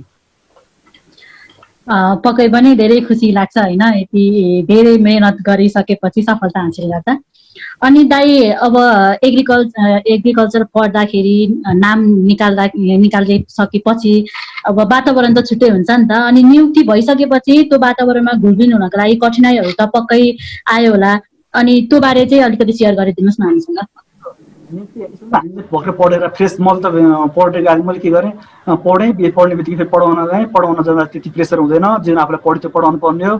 पढाइसकेपछि ठ्याक्क लोकसेवा निस्क्यो, अनि पढिसक्यो पढाउँदा यहाँ आएँ मैले डेभलपमेन्ट त्यो झन् कोही अरूको कोही साथीहरू चाहिँ डेभलपमेन्ट सेक्टर कतिले काम गरेको भएपछि अलिकति सहज हुन्छ कि एनजिओ आइएनजिओमा अलिकति इन्भल्भ साथीहरू हुन्छ जसले काम गरिसकेको हुन्छ कम्युनिटी लेभलमा, उहाँहरूलाई अलिक सहज हुन्छ। हामी चाहिँ कति फ्रेस थियौँ, पढाइरहेको थियौँ, एक दुई लगभग 1 वर्ष पढाएपछि निस्क्यो भने चाहिँ हामीले चाहिँ जुन पढेको र एउटा फार्मर्स फिल्डमा चाहिँ फरक हुन्छ कि जुन तिमीहरूले पढिरहेको छौ अहिले त्यो पढेको तिमीले नलेज गेन गर्यो र फार्मर फिल्डको कुराहरू चाहिँ अलिकति फरक हुन्छ कि त्यो कुरामा चाहिँ सुरुवाती अवस्थामा म त मेरो पोस्टिङै डडेलधुरा हो, फर्स्ट पोस्टिङ चिठी लिएर डडेलधुरा आएँ, ला कता आएँ के आयो हुन्थ्यो कि त्यतिखेर कता आएँ के आयो, अब कसरी काम गर्ने के काम गर्ने, अब हामीलाई फिल्ड लेभलमा थाहा नै छैन, समूह सहकारी भन्छ, समूह सहकारी मार्फत काम गर्नुपर्छ भन्छन्, अनि कसरी गर्ने के गर्ने त्यस्तो थियो। अनि त्यो अवस्थामा चाहिँ मैले त यहाँ आएँ, अनि के हुन्छ नि अब आफूभन्दा सिनियर स्टाफहरू नि हुनुहुन्छ, जुनियर स्टाफहरू हुन्छ, त्यो स्टाफहरूबाट चाहिँ अलिकति हेल्पहरू नि हुन्छ, उहाँहरूबाट नि सुरुतिर चाहिँ आफूलाई थाहा हुन सबै कुराहरू, अनि उहाँहरूबाट हेल्प लिने अलिअलि कठिनाइ हुन्छ। फिल्डमा जाँदाखेरि किसानहरूको समस्याहरू उहाँहरूले चाहिँ हामीले पढ्दाखेरि चाहिँ रटेको हुन्छ, उहाँहरूको समस्या के हुन्छ भने चाहिँ इन्स्ट्यान्टली दिनुपर्ने हुन्छ कि उहाँहरूलाई कहिलेकाहीँ इन्स्ट्यान्टली सजेसनहरू दिनुपर्छ, त्यस्तोमा कहिलेकाहीँ कठिनाइहरू हुन्छ। त्यसको लागि चाहिँ हामी नेटहरू या सिनियरहरूसँग रिफर गर्ने, सुरुतिर कसले त्यसरी रिफर गर्थ्यौँ कामहरू, अनि अफिसमा नि सिनियर दाइहरू या जुनियर स्टाफहरूबाट चाहिँ के कसरी गर्ने के गर्ने आइडियाहरू लिँदै हाकिम सरहरू हुन्छ, हाकिम सरबाट गाइडेन्स लिँदै त्यसरी चाहिँ काम गऱ्यौँ। सुरुको अवस्थामा 2-4 महिना चाहिँ अलिकति गाह्रै हुन्छ काम गर्नलाई उहाँहरूलाई, किनकि हामीले बुझेको हुन्न नि त फिल्ड लेभललाई हाम्रोमा काम गर्ने, फेरि सरकारी प्रक्रियामा काम गर्दाखेरि अलिकति झन्झटिलो छ, डकुमेन्टहरू अलिकति ती अनुसार जानुपर्छ, प्रक्रियाहरू चाहिँ धेरै प्रक्रियाहरू हामीले पढ्दाखेरि त्यस्तोहरू पढाइ हुन झन्झट पढ्यो त्यस्तो हुन्छ। त्यो कुराहरू सुरुको अवस्थामा अलिकति गाह्रो हुन्छ। यस्तो कुराहरू काम गर्दै जाँदा सिक्दै जाने कुराहरू हो। अनि सिक्दै गएपछि पछितिर चाहिँ अलिक सजिलै हुन्छ काम गर्नहरू। अनि दाइ अब कृषि भनिसकेपछि अफिस भन्दा पनि फिल्डतिर चाहिँ अलिक बढी नै काम हुन्छ होला। अब यो यता सरकारी जागिरको केसमा चाहिँ अफिसभित्र चाहिँ के कस्ता काम र फिल्डतिर चाहिँ के कस्ता कामहरू गर्नुपर्छ नि? अफिसतिर नि कहिलेकाहीँ हाम्रो अफिसतिर नि बस्दाखेरि नि काम गर्ने त्यो सेवाग्राहीसँग हो। किसानहरू आउँछ आफ्नो समस्याहरू, कतिपय किसानहरूले चाहिँ के हुन्छ हामीले फिल्डमा गएर केहीहरू कामहरू दियौँ, हामीले केही कामहरू गर्न चाह्यौँ, फिल्ड लेभलमा गऱ्यौँ। किसानहरूलाई तरकारी फर इक्जाम्पल भेजिटेबलको लागि एउटा पकेट सेन्टर बनाउन थाल्यो भने हामीले के भन्छ किसानहरूलाई भेजिटेबल लगाउन भनेर फिल्डमा गएर सिकाउने, भेजिटेबल तरकारीहरू यसरी काउली यसरी लगाउने, यो सिजनमा यो काउली लगाउने यसरी सिकाउने, त्यसरी गर्ने फिल्डमा जाँदाखेरि। अनि त्यो लागि चाहिँ फेरि रेगुलर इन्टरभलमा उहाँहरूको समस्या के छ भनेर फिल्डमा गएर अनुगमन गर्ने, रोग किराहरू के लाछन्, पानी सिँचाइ न्युट्रिएन्टहरू मल पुगेपछि त्यसरी एउटा फिल्डको लेभलको जागिर त्यस्तो हो। फिल्डमा गएर किसानको खेतबारीमा गएर किसानको प्रब्लमहरू त्यहीँ आइडेन्टिफाई गरेर त्यहीँ सल्भ गर्ने एउटा त्यो। अनि अफिसमा चाहिँ के भन्छ कहिलेकाहीँ हुन्छ अफिसियल कामहरू चिठीहरू चिठीपत्रहरू बनाउन, लेटरहरू बनाउन, कहिलेकाहीँ प्रगतिहरू बनाउन, तालिम मेटेरियलहरू बनाउन, त्यस्तोको लागि चाहिँ अफिसमा बसेर गर्ने। अनि अरू अफिसमा पनि किसानहरू अफिसमा नै आउनुहुन्छ आफ्नो समस्याहरू ल्याएर कहिलेकाहीँ। अनि त्यस्ता कुराहरू किसानको अफिसमा आउने किसानहरूको समस्या समाधान गर्न चाहिँ अफिसबाट गर्ने हो। फिल्डमा चाहिँ फिल्ड लेभलमा चाहिँ उहाँहरूको फिल्डमै गएर फिल्डमै प्रोग्रामहरू आइडेन्टिफाई गरेर फिल्डमा चाहिँ समाधान गर्ने हो। कहिलेकाहीँ आइडियाहरू दिँदालाई त्यो चाहिँ सजिलो हुन्छ। काम गर्न चाहिँ फिल्डमै रमाइलो हुन्छ है। अफिसमा बसेर काम गर्नुभन्दा फिल्डमै बसेर काम गर्ने चाहिँ रमाइलो हुन्छ। किनकि फिल्डबाट हामीले धेरै कुरा पनि सिक्छौँ क्या। हामीले सिकाउने भन्दा नि किसानबाट हामीले पनि धेरै कुरा सिक्छौँ क्या फिल्डमा गएपछि। त्यो चाहिँ प्लस पोइन्ट हुन्छ कि हामीले अफिसमा बसिरहनु भन्दा फिल्डमा गएपछि उहाँहरूबाट पनि हामीले धेरै कुरा सिक्छौँ क्या। एग्रिकल्चर भन्ने कुरा चाहिँ के हुन्छ फिल्डको कुरा हो नि त। सबै कुराहरू पढ्न भन्दा नि फिल्डको एग्रिकल्चर भन्ने बित्तिकै कृषि भन्ने बित्तिकै सबै फिल्डमा गर्ने कुराहरू त्यसले हामीले फिल्डबाट किसानबाट भनौँ धेरै कुरा सिक्छौँ कि फिल्डमा चाहिँ। अनि दाइ सरकारी जागिर भन्ने बित्तिकै सुविधाहरू धेरै हुन्छ भन्छन् नि, यसमा चाहिँ के कस्ता सेवा सुविधाहरू रहेका छन् त? निजामती सेवा यो पनि म क्लियर गर्न चाहन्छु भाइ बहिनीलाई। सरकारी सेवामा आउने बित्तिकै पैसा सेवा सुविधाहरू धेरै हुने, पैसा धेरै हुने त्यो चाहिँ हुन्छ। त्यो चाहिँ छ, त्यो राखेर चाहिँ आउनुहुन्न सरकारी सेवामा। मैले सरकारी सेवामा आउँछु पैसा कमाउँछु, धेरै पैसा आउँछु, धनी हुन्छु, या मेरो लाइफस्टाइल राम्रो त्यसरी आउँदैन कि। जस्ट म चाहन्न के हुन्छ नि कहिलेकाहीँ के हुन्छ नि त्यति धेरै जस्तो सोचे आउँछ नि बाहिर त्यस्तो पैसा छैन कि सरकारी सेवामा। खुसी चाहिँ मिल्छ, खुसी चाहिँ धेरै मिल्छ। जो मान्छेले म ह्याप्पी हुन्छु, म खुसी हुन्छु भन्ने सोचेर आउँछ ऊ मान्छेले एकदम खुसी हुन्छ। जसले पैसाको लागि आउँछ भोलि पैसा आउँछ धेरै हुन्छ राम्रो हुन्छ सोचेर आउँछ त्यो मान्छे फ्रस्ट्रेट हुन्छ कि सरकारी सेवामा आइसकेपछि। त्यो चाहिँ छ। सेवा सुविधा ठिक छ कि यदि एउटा फ्यामिलीलाई एउटा अफिसर बनिसकेपछि एउटा फ्यामिलीलाई ह्याप्पिली यस्तो हुन्छ अफिसर भइसकेपछि भोलि आफूले पनि अलि अरू साइड बिजनेसहरू नि गर्न मिल्यो। त्यस्तो फ्यामिली भइसकेपछि आफ्नो पार्टनरले पनि केही अलिकति इङ्गेज भइहाल्छ, पार्टनरले पनि केही कुरा गरिहाल्छ। अलिकति दुइटाको इन्कम भइसकेपछि छोराछोरीलाई ठिक्कली पढाउनलाई राम्रै एजुकेसन दिन, राम्रै पढ्न, ह्याप्पिली बस्न त्यो चाहिँ पुग्ने छ कि सेवा सुविधाहरू। धेरै एक्सपेक्ट गरेर चाहिँ आउनुहुन्न सरकारी सेवामा। त्यो चाहिँ भन्छु मैले। एक्सपेक्टेसन हाई राखेर आउनु या खुसी भएर त्यो टाइपले आउनुपर्छ कि। पक्कै पनि धन भन्दा खुसीलाई हेरेर चाहिँ आउनु पर्यो। हजुर। अनि यो अध्ययन विधाको कुरा छ नि यसमा पनि थोरै प्रश्न पारिदिनुहोस् न।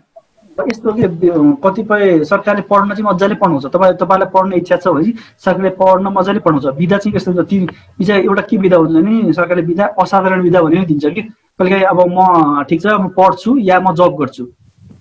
यदि सरकारीमा गर्दाखेरि हो एनजिओले राम्रो अफर गर्यो म 1-2 वर्ष एनजिओमा जब गर्छु भन्ने पनि पाउँछ विधा। त्यो विधामा चाहिँ सरकारले असाधारण विधा भन्छ, तलब दिँदैन, 2 वर्षलाई विधा दिइदिन्छ। अनि त्यो अवधिमा उसले जे गर्न पनि पायो, सरकारीमा प्राइभेटमा जब गर्न पनि पायो, कति घुम्न जान पनि पायो, त्यस्तो विधा दिन्छ। अनि अर्को चाहिँ अध्ययन विधा हुन्छ। अध्ययन विधा पनि दुई तरिकाको हुन्छ। एउटा तलबी हुन्छ, एउटा बेतलबी हुन्छ। सरकारी कोटाबाट सरकारले सेलेक्ट गरेर पठायो भनेपछि सरकारले सेलेक्ट गरेर पठायो कति स्कलरसिपमा पढ्न भनेपछि उहाँलाई चाहिँ तलब पनि दिन्छ, पढ्न पनि पठाउँछ। भनेपछि तलब पनि पायो, पढ्न पनि पायो, त्यस्तो एउटा विधा हुन्छ। त्यसलाई चाहिँ तलबी विधा भन्छ। अर्को चाहिँ बेतलबी विधा भन्ने हुन्छ। यदि आफैले अप्लाई गर्यो कुनै स्कलरसिपमा एड हुन्छ या युके एड या ट्याड जस्तो हुन्छ नि त्यसमा आफैले अप्लाई गर्ने, अप्लाई गरिसकेपछि उहाँ स्कलरसिप पायो भनेपछि अनि म पढ्न चाहन्छु यसरी मलाई विधा दिनु भनेपछि उसले बेतलबी विधा दिन्छ सरकारले। त्यो अवधिको तलब पाइएन त सरकारी सेवामा रहिरह्यो त विधा भयो, त्यो अवधिको तलब पाएन र पढ्न पाइयो र त्यो सेवा फेरि काउन्ट हुन्छ। असाधारण विधा लगेपछि त्यो 2 वर्ष लग्यो भने त्यो 2 वर्ष हाम्रो सेवामा काउन्ट हुँदैन। यदि हामीले बेतलबी विधा लिएर पढ्न गयो भने त्यो सेवामा काउन्ट हुन्छ, हामीले तलब आउँदैन र पढ्न पाउँछौँ कि। यस्तो हुन्छ नि, सरकारी नभए नर्मली सरकारी हामीलाई सेलेक्ट गरेर भोलि पठाउन पठाइहाल्छ। त्यो पढाइ मेरो पढाइ करियर ह्याम्पर हुन्छ सरकारी सेवामा छिरेपछि, त्यो चाहिँ नसोच्नु। एकदम पढ्न पाइन्छ, जतिसम्म आफ्नो क्यापेबिलिटी छ, इच्छा छ भने पढ्न चाहिँ मजाले पाउँछ हायर स्टडी। अनि दाइले चाहिँ यता मास्टर्समा पनि नाम निकाल्नु भयो, अनि उता सरकारी यता निजामती सेवामा पनि नाम निकाल्नु भयो। अनि दुई कुराहरूलाई चाहिँ कसरी म्यानेज गर्नुभयो हजुरले?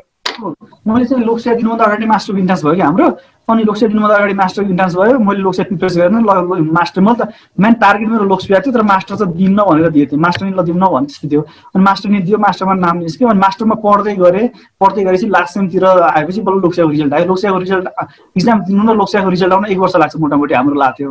त्यो सेममा चाहिँ मैले मास्टर चाहिँ लगभग फर्स्ट सेकेन्ड थर्ड जुन सेम हुन्छ नि पढ्न पर्ने, त्यो सेमहरू कम्प्लिट भइसक्यो र मेरो रिसर्च मात्र बाँकी थियो।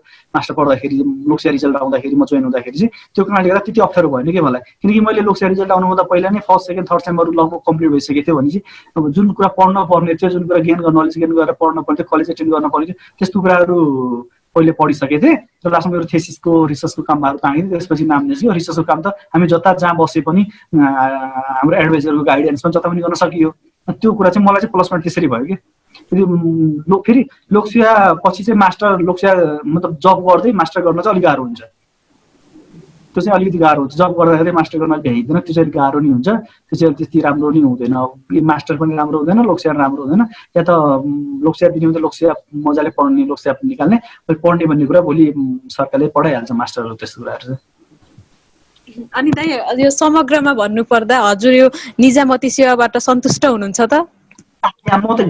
म त ड्रिम नै थियो, ड्रिमै लोकसेवा सिभिल सर्भिस थियो, ड्रिमै थियो भने चाहिँ म त एकदम ह्याप्पी, एकदम सन्तुष्ट कि म त लोकसेवाबाट। तर म चाहिँ भन्छु भाइ बहिनीहरूलाई एकदम राम्रो छ। फेरि लेडिजलाई त अझै बहिनीहरूलाई त अझै राम्रो छ, किनकि कोटा नि हुन्छ, लेडिज कोटा नि हुन्छ, फेभर नि हुन्छ कि सबै कुराहरू। त्योमा चाहिँ धेरै राम्रो छ। बहिनी अलिकति राम्रो मिहिनेत गरिदिनु पर्छ, बहिनीहरूलाई चाहिँ डबल फाइदा नि त। खुल्लामा पनि लड्न पायो, लेडिज कोटामा पनि लड्न पायो, डबल फाइदा छ कि बहिनीहरूलाई चाहिँ। सेटिस्फ्याक्सन चाहिँ मजाले पाइन्छ है लोकसेवामा। जुन कुरा खुसी हुन्छ नि, त्यो जुन सेटिस्फ्याक्सन हुन्छ नि, त्यो कुरा चाहिँ मजाले भइन्छ, खुसी चाहिँ भइन्छ। भनेपछि हजुरको कुराबाटै हामी हजुर सन्तुष्ट हुनुहुन्छ भन्ने कुरा चाहिँ झल्किरहेछ, त्यो पनि हामी देख्न सक्छौँ। अनि पक्कै पनि हामीले दाइलाई एउटा प्रेरणाको रूपमा लिएर अगाडि बढ्नेछौँ। अनि अन्त्यमा दाइ हामीले सोध्न छुटाएका तर जान्नुपर्ने कुराहरू त्यस्ता केही छन् भने भनिदिनुहोस् न। लक्षित छ, बहिनीहरू पढिरहेको छ, बिएससी पढिरहेको छ। अहिले चाहिँ यो देशमा यस्तै कन्डिसन छ, यस्तै अवस्था छ, कोभिडको कारणले गर्दा सबै कुरा रोकिरहेको छ। तर आफूले चाहिँ यदि म के भन्छु भने चाहिँ म बहिनी भाइ बहिनीहरूले पढिरहेकोलाई मैले लोकसेवा दिनुपर्छ, फेरि लोकसेवा राम्रो छ, सिभिल सर्भिस राम्रो छ, अफिसरै बन्नुपर्छ, अफिसर नै राम्रो हो, सबै कुरा त्यो सबैले हुन्छ नि। त्यो भन्दा पनि आफूलाई मन जेमा लाग्छ नि त्यो गर्ने हो कि। मन चाहिँ यो राम्रो ऊ राम्रो भन्दा पनि आफूलाई मनमा जे हुन्छ, जे गर्दा खुसी लाग्छ त्यो गर्ने हो।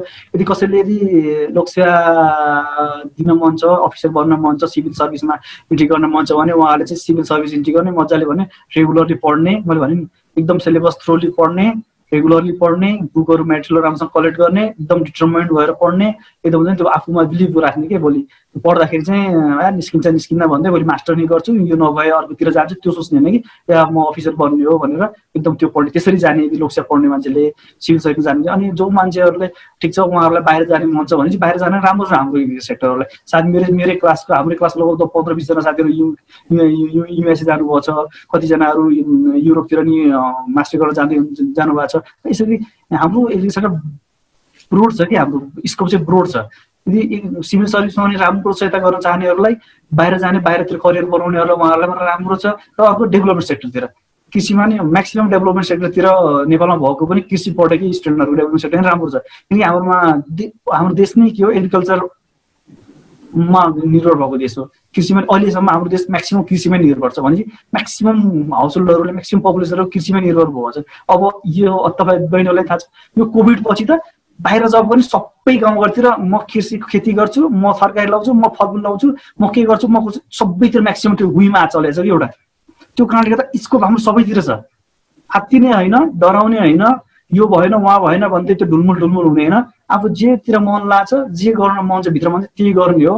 अर्को कुरा फेरि लोकसेवा दिँदाखेरि जबै गर्न हुन्न, जबै नगरेर पढे 2-3 वर्षमा पढाइ गर्नुपर्छ, जब गर्नुहुन्न त्यो पनि होइन, आफूलाई कम्फर्टेबल लाग्ने जब गर्ने हो, यतिकै बस्नु भन्दा के कुरा जान्न मन लाग्यो भने चाहिँ लोकसेवामा एफियर भएका र लोकसेवामा निकालेका सैन्य दायी दिदीहरूबाट चाहिँ के कुराहरू पढ्दाखेरि के समस्याहरू आयो, कसरी पढ्ने के कुरा त्यो आइडिया लिन सकिन्छ। र मोटामोटी चाहिँ आफ्नो इच्छा अनुसार गर्ने। मैले लास्टमा भन्ने चाहिँ आफ्नो जे मन लाग्छ त्यो गर्ने हो, आफ्नो मनले जे भन्छ त्यो गर्ने हो कि न कि यो भाइ यो दाइले लोकसेवा निकाल्यो, यो साथीले लोकसेवा दिँदैछ म नि दिने, यो साथी विदेश गयो म नि जाने, यो त साथीको भिसा लाग्यो मैले पनि जिआरई गरेको मेरो पनि भिसा लाग्थ्यो, यो साथीले एनजिओमा यति जब पायो, त्यो चाहिँ सोच्ने होइन। आफूले जुन मन लाग्छ त्योमा चाहिँ आफूले क्लियर भएर अगाडि बढ्ने, जुन सेक्टरमा जाँदा नि एग्रिकल्चर पढेकोलाई एकदम भविष्य पनि आफूमा विश्वास गरेर आफ्नो इच्छा अनुसार अगाडि बढ्यो भने चाहिँ सफलता मिल्ने नै छ होला। अनि भीष्म दाइ, हजुरलाई चाहिँ आज यो कार्यक्रमको बारेमा र केही कुरा भन्न मन छ भने कृपया भनिदिनुहोस् न। अनि मलाई चाहिँ आज यो कार्यक्रम मेरो फर्स्ट कार्यक्रम हो, यस्तो आफ्नो एक्सपिरियन्स सेयरिङ गर्नु र आइडियाहरू सेयर गर्न फर्स्ट एक्सपिरियन्स हो। भाइ बहिनीहरूले मलाई आज आएर आफ्ना एक्सपिरियन्स र आफ्नो अनुभव र आफ्नो आइडियाहरू सेयर गर्न दिएकोमा भाइ बहिनीहरूलाई एकदम धन्यवाद दिन चाहन्छु। र यही क्रममा मबाट पनि केही इन्फर्मेसनहरू इन्कम्प्लिट र केही गल्तीहरू भयो भने बहिनीहरूले त्यही अनुसार सच्याएर बुझिदिनु होला। अनि यति भन्दै र बहिनीहरूलाई अब म के भन्न चाहन्छु भने अन्तिममा भने चाहिँ तपाईँहरूले एग्रिकल्चर पढिसकेपछि पिएचडी गरिसकेपछि तपाईँहरूले आफ्नो मनबाट आफूलाई इनर हार्टबाट जुन विधामा तपाईँहरूले लाग्न चाहनुहुन्छ, जुन सेक्टरमा जान चाहनुहुन्छ, या फरेन या सिभिल सर्भिस या डेभलपमेन्ट सेक्टर जुनमा चाहनुहुन्छ त्यसमा चाहिँ एकदम मन लगाएर गर्नु होला। जुनमा गयो भने तपाईँहरूको भविष्य उज्जवल छ। नेपालमा स्कोप एकदम राम्रो छ जुन सेक्टरमा पनि। या अहिले चाहिँ नेपालमा फेरि अर्को एउटा करियर चाहिँ के भएको छ, टिचिङ पेसामा। नेपालमा एग्रिकल्चर पढेकोलाई यो सिटिबिटी र गभर्मेन्टको 9 to 12 वाला त्यो एउटा कोर्स छ, त्यसमा चाहिँ टिचिङ फ्याकल्टीमा एकदम राम्रो छ। जुनमा लाग्नु छ मन एकदम चित्त दिएर राख्नु होला, भविष्य उज्जवल छ र तपाईँहरूको भविष्य एकदम उज्जवल कामना गर्दछु म। पक्कै पनि हामीले दाइको सजेसन्सहरूलाई लिनेछौँ, राम्रोसँग मनन गर्नेछौँ र हाम्रो निमन्त्रणा स्वीकार गरेर आफ्नो बिजी सेड्युलबाट अलिकति टाइम निकालेर हामीसँग जोडिनु भएको मा म दाइलाई हृदयदेखि नै एकदमै धन्यवाद दिन चाहन्छु र आफ्नो कार्यकालको र आउने जीवनमा धेरै प्रगति होस्, उन्नति होस्। हामीले फेरि पनि यस्तै कार्यक्रमहरूबाट जोडिन पाऊँ, रियलमा भेटेर केही ज्ञानहरू लिन पाऊँ, यसको लागि पनि दाइसँग भन्न चाहन्छु। र हाम्रो यस भिडियो हजुरलाई मन परेको छ भने लाइक, कमेन्ट र सेयर गरिदिनु होला र साथै सब्स्क्राइब गर्न चाहिँ नभुल्नु होला। र आगामी दिनहरूमा के कस्ता कार्यक्रमहरूमा हामीले छलफल गर्न सकिन्छौँ भन्ने विषयमा कृपया कमेन्ट बक्समा हामीलाई चाहिँ यसको जानकारी दिनु नै होला। यति भन्दै आजको कार्यक्रम यहीँ टुङ्गाउन चाहन्छौँ। हस् त, थ्याङ्क यू, नमस्ते, बाई बाई। By by.